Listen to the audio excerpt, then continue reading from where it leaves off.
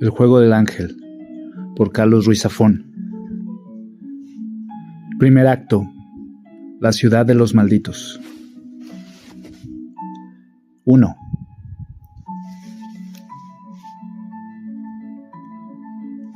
Un escritor nunca olvida la primera vez que acepta unas monedas o un elogio a cambio de una historia. Nunca olvida la primera vez que siente el dulce veneno de la vanidad en la sangre y cree que, si consigue que nadie descubra su falta de talento, el sueño de la literatura será capaz de poner techo sobre su cabeza, un plato caliente al final del día y lo que más anhela, su nombre impreso en un miserable pedazo de papel que seguramente vivirá más que él. Un escritor está condenado a recordar ese momento, porque para entonces ya está perdido y su alma tiene precio. Mi primera vez llegó un lejano día de diciembre de 1917. Tenía por entonces 17 años y trabajaba en La Voz de la Industria, un periódico venido a menos que languidecía en un cavernoso edificio que antaño había albergado una fábrica de ácido sulfúrico y cuyos muros aún rezumaban aquel vapor corrosivo que carcomía el mobiliario, la ropa, el ánimo y hasta la suela de los zapatos. La sede del diario se alzaba tras el bosque de ángeles y cruces del cementerio del Pueblo Nuevo, y de lejos su silueta se confundía con la de los panteones recortados sobre un horizonte apuñalado por centenares de chimeneas y fábricas que tejían un perpetuo crepúsculo de escarlata y negro sobre Barcelona. La noche en que iba a cambiar el rumbo de mi vida, el subdirector del periódico, don Basilio Moragas, tuvo a bien convocarme poco antes del cierre en el oscuro cubículo enclavado al fondo de la redacción, que hacía las veces de despacho y de fumadero de habanos. Don Basilio era un hombre de aspecto feroz y bigotes frondosos, que no se andaba con ñoñerías, y suscribía a la teoría de que un uso liberal de adverbios y la adjetivación excesiva era cosa de pervertidos y gentes con deficiencias vitamínicas. Si descubría a un redactor proclive a la prosa florida, lo enviaba 3 semanas a componer esquelas funerarias. Si tras la purga el individuo reincidía, don Basilio lo apuntaba a la sección de labores del hogar a perpetuidad. Todos le teníamos pavor y él lo sabía. «Don Basilio, ¿me ha hecho usted llamar?», ofrecí tímidamente. El subdirector me miró de reojo. Me adentré en el despacho que olía a sudor y a tabaco por este orden. Don Basilio ignoró mi presencia y siguió repasando uno de los artículos que tenía sobre el escritorio, lápiz rojo en mano.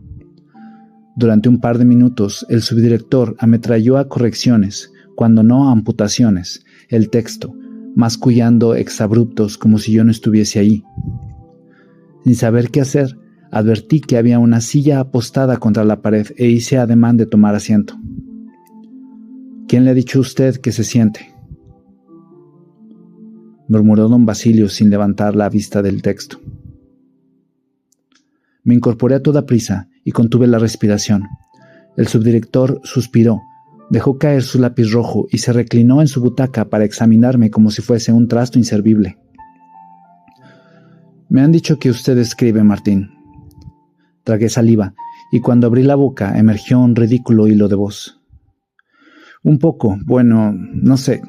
Quiero decir que, sí escribo. Confío en que lo haga mejor de lo que habla. ¿Y qué escribe usted, si no es mucho preguntar?» «Historias policíacas. Me refiero a... Ya pillo la idea». La mirada que me dedicó don Basilio fue impagable.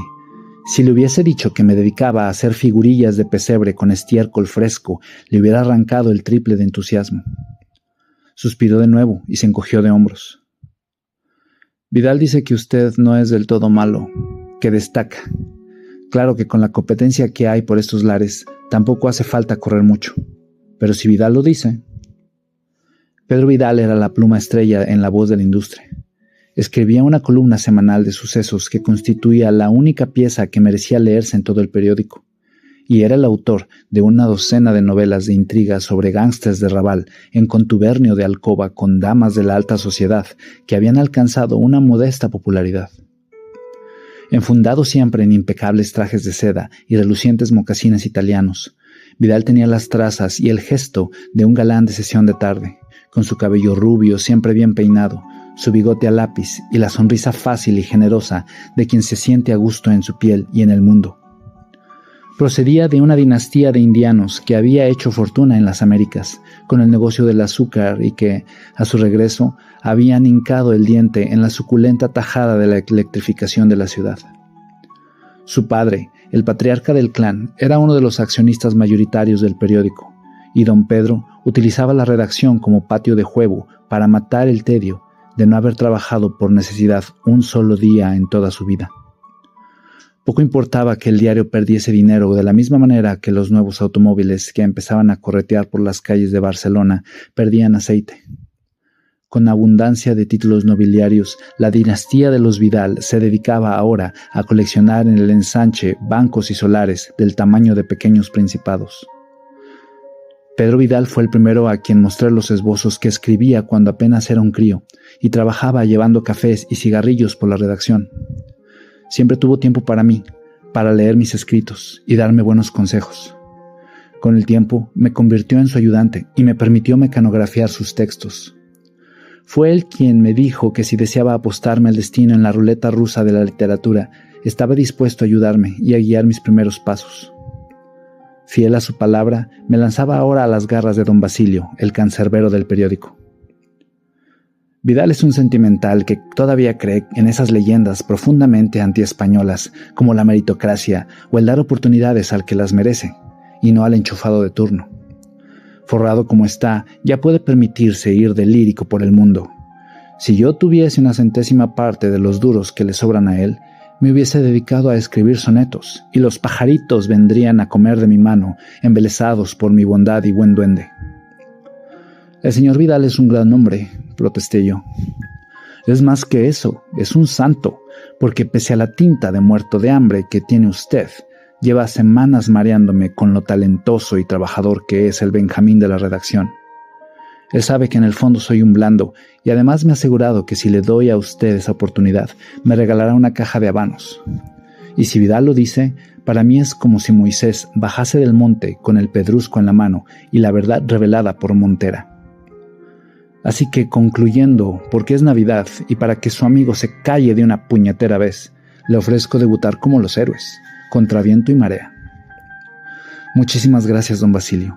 Le aseguro que no se arrepentirá. No se embale, pollo. A ver, ¿qué piensa usted del uso generoso e indiscriminado de adverbios y adjetivos? Que es una vergüenza y debería estar tipificado en el Código Penal. Respondí con la convicción del converso militante. Don Basilio asintió con aprobación. Va usted bien, Martín. Tiene las prioridades claras. Los que sobreviven en este oficio son los que tienen prioridades y no principios. Ese es el plan. Siéntese y empápese porque no se lo voy a repetir 2 veces. El plan era el siguiente. Por motivos en los que don Basilio estimó oportuno no profundizar, la contraportada de la edición dominical, que tradicionalmente se reservaba a un relato literario o de viajes, se había caído a última hora. El contenido previsto en una narración de vena patriótica y encendido lirismo en torno a las gestas de los almogávares en las que estos, canción va, canción viene, salvaban la cristiandad y todo lo que era decente bajo el cielo, empezando por Tierra Santa y acabando por el delta de Llobregat. Lamentablemente el texto no había llegado a tiempo, o, sospechaba yo, don Basilio no le daba la real gana de publicarlo. Ello nos dejaba a 6 horas del cierre y sin ningún otro candidato para sustituir el relato que un anuncio a página publicitando unas fajas hechas de huesos de ballena que prometían caderas de ensueño e inmunidad a los canelones. Ante el dilema, el Consejo de Dirección había dictaminado que había que sacar pecho y recabar los talentos literarios que latían por doquier en la redacción, a fin de subsanar el tapado y salir a 4 columnas con una pieza de interés humanístico para solaz de nuestra leal audiencia familiar. La lista de probados talentos a los que recurrir se componía de 10 nombres, ninguno de los cuales, por supuesto, era el mío. Amigo Martín, Las circunstancias han conspirado para que ni uno de los paladines que tenemos en nómina figure de cuerpo presente o resulte localizable en un margen de tiempo prudencial. Frente al desastre inminente, he decidido darle a usted la alternativa. Cuente conmigo. Cuento con 5 folios a doble espacio antes de 6 horas. Don Edgar Allan Poe. Tráigame una historia, no un discurso. Si quiero sermones, iré a la misa de gallo. Tráigame una historia que no haya leído antes, y si ya la he leído, tráigamela tan bien escrita y contada que no me dé ni cuenta. Me disponía a salir al vuelo cuando don Basilio se levantó, rodeó el escritorio y me colocó una manzana del tamaño y peso de un yunque sobre el hombro. Solo entonces, al verle de cerca, me di cuenta de que le sonreían los ojos. Si la historia es decente, le pagaré 10 pesetas. Y si es más que decente y gusta a nuestros lectores, le publicaré más. ¿Alguna indicación especial, don Basilio?, pregunté. Sí, no me defraude. Las siguientes 6 horas las pasé en trance. Me instalé en la mesa que había en el centro de la redacción, reservada a Vidal para los días en que se le antojaba venir a pasar un rato. La sala estaba desierta y sumergida en una tiniebla tejida con el humo de 10,000 cigarros. Cerré los ojos un instante y conjuré una imagen, un manto de nubes negras derramándose sobre la ciudad en la lluvia, un hombre que caminaba buscando las sombras con sangre en las manos y un secreto en la mirada. No sabía quién era ni de qué huía, pero durante las 6 siguientes horas iba a convertirse en mi mejor amigo. Deslicé una cuartilla en el tambor y sin tregua procedí a exprimir cuanto llevaba dentro. Peleé cada palabra, cada frase, cada giro, cada imagen y cada letra como si fuesen las últimas que fuera a escribir. Escribí y reescribí cada línea como si mi vida dependiese de ello, y entonces la reescribí de nuevo. Por toda compañía tuve el eco del tecleo incesante, perdiéndose en la sala en sombras, y el gran reloj de pared agotando los minutos que restaban hasta el amanecer. Poco antes de las 6 de la mañana arranqué la última cuartilla de la máquina y suspiré, derrotado, y con la sensación de tener un avispero por cerebro. Escuché los pasos lentos y pesados de don Basilio, que había emergido de una de sus siestas controladas y se aproximaba con parsimonía. Cogí las páginas y se las entregué, sin atreverme a sostener su mirada. Don Basilio tomó asiento en la mesa contigua y prendió la lamparilla. Sus ojos patinaron arriba y abajo sobre el texto, sin traicionar expresión alguna. Entonces dejó por un instante el cigarro sobre el extremo de la mesa y mirándome, leyó en voz alta la primera línea. Cae la noche sobre la ciudad y las calles llevan el olor a pólvora como el aliento de una maldición. Don Basilio me miró de reojo y me escudé en una sonrisa que no dejó un solo diente a cubierto. Sin decir más, se levantó y partió con mi relato en las manos. Le vi alejarse hacia su despacho y cerrar la puerta a su espalda. Me quedé ahí, petrificado, sin saber si echar a correr o esperar el veredicto a muerte. 10 minutos después, más tarde, me supieron a 10 años. La puerta del despacho del subdirector se abrió y la voz atronadora de don Basilio se dejó oír en toda la redacción. Martín, haga favor de venir. Me arrastré tan lentamente como pude, encogiendo varios centímetros a cada paso que daba, hasta que no tuve más remedio que asomar la cara y levantar la mirada. Don Basilio, el temible lápiz rojo en mano, me miraba fríamente. Quise tragar saliva, pero tenía la boca seca. Don Basilio tomó las cuartillas y me las devolvió. Las tomé y me di la vuelta rumbo a la puerta tan rápido como pude, diciéndome que siempre habría sitio para un limpiabotas más en el lobby del Hotel Colón. Baje eso al taller y que lo entren en plancha, dijo la voz a mis espaldas. Me volví, creyendo que era objeto de una broma cruel. Don Basilio abrió el cajón de su escritorio, contó 10 pesetas y las colocó sobre la mesa. Eso es suyo. Le sugiero que con ello se compre otro modelito, que hace 4 años que le veo con el mismo, y aunque le viene unas 6 tallas grande. Si quiere, vaya a ver al señor Pantaleoni a su sastrería de la calle Scudellers, y dígale que va de mi parte, le tratará bien. Muchas gracias, don Basilio, así lo haré. Y vaya preparándome otro cuento de estos. Para este le doy una semana. Pero no se me duerma. A ver si en este hay menos muertos, que al lector de hoy le va el final meloso en el que triunfa la grandeza del espíritu humano y todas esas bobadas. Sí, don Basilio. El subdirector asintió y me tendió la mano. La estreché. Buen trabajo, Martín. El lunes le quiero ver en la mesa que era de Junceda, que ahora es suya. Le pongo en sucesos. No le fallaré, don Basilio.